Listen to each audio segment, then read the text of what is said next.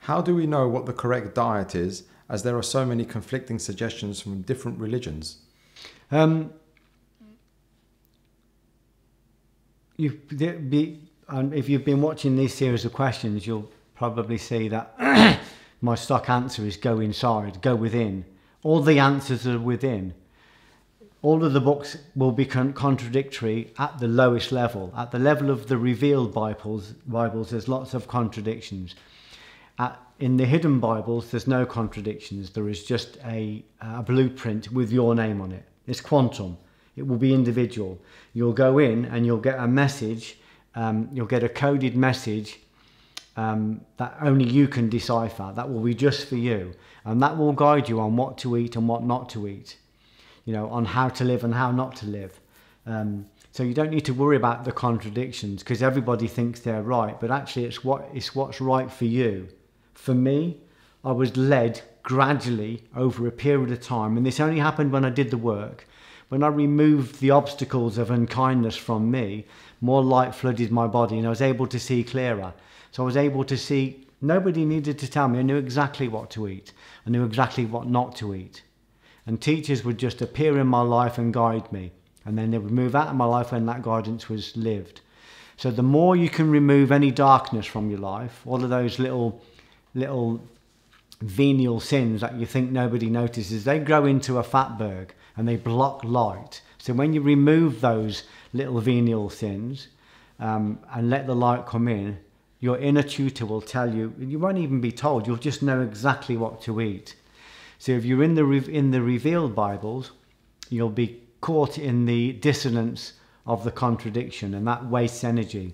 So I would go beyond that and go deeper and just go into your prayers and say, can you please guide me? I only want to serve you. What is the right food that I need to be eating? And you'll probably be brought to it very gradually. I was brought to my present diet over a period of 20 years. You don't have to do anything in a massive hurry. Why does divine inspiration or conversion come in totally different forms in religious systems? Why can there not be one clear way? There is one clear way, but you have to do the work to find that. Everybody's brought up in different cultures. Everybody hears and reads things in a different way, and each hears and reads it according to their own situation, according to their own development. You can't give a yell about 8th Dan information. You can't give a second Dan, 8th Dan information.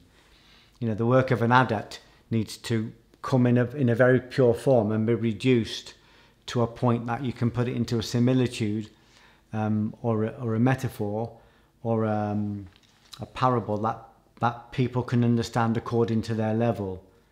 So you might talk to a room.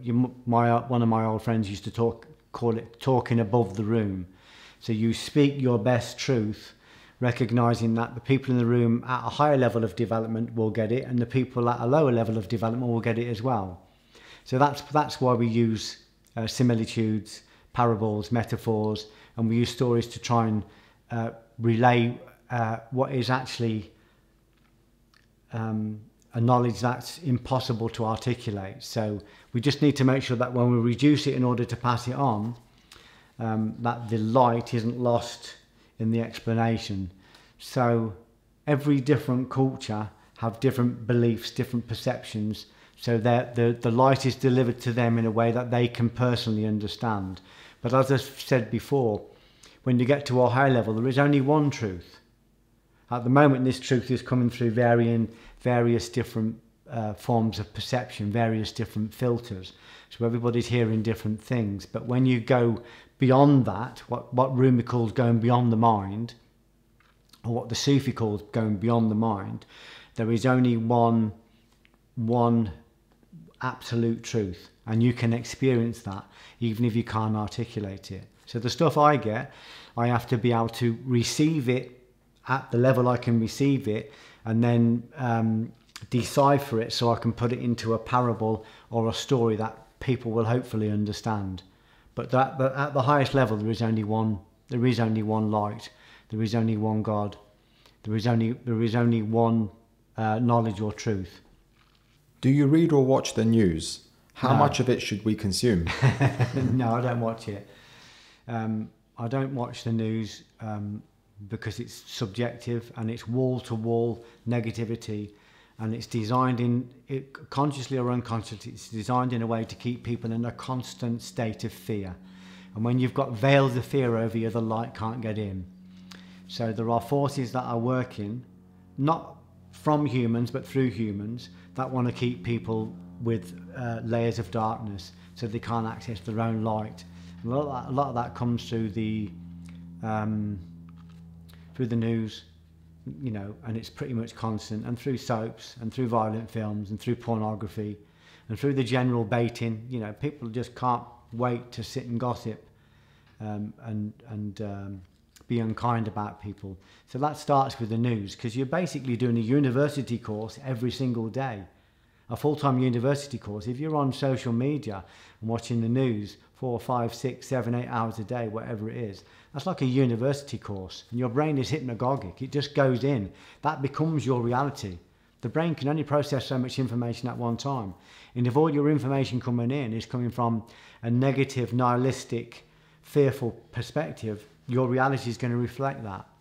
So I bring in knowledge from a higher light. I bypass all that. I don't need to look at the news to know what's going on in the world.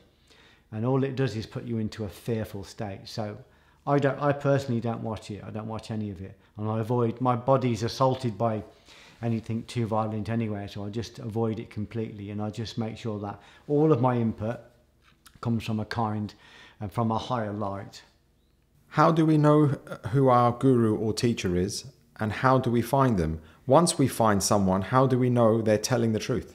Well, you've just got to come back into yourself. I'm not looking for a guru in the world. That's not what I'm looking for. I'm looking for the inner guru.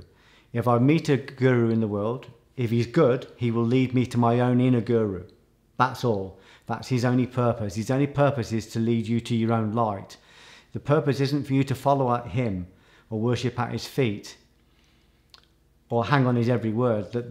A good guru will lead you, if you're courageous, to your own light. So you've got your own inner guru. And then a guru outside will just be there to correct you if you fall out of alignment, you know, if you fall out of grace. So once you get to your own inner guru, and that's the work, that's all of the work, and you get to your inner guru by removing the veils of ignorance, by getting unification of your own bodies, by getting mastery over your physical body, particularly your food and drink, mastery over your breath, mastery over the intellect and the mind, mastery over your causal will. So once you get that alignment with yourself, you'll connect to a higher guru, and that higher guru will become your tutor. And you'll have no problem knowing the truth, discerning truth from untruth, because you will feel it. The truth comes with a peace, and the untruth comes with agitation and rush.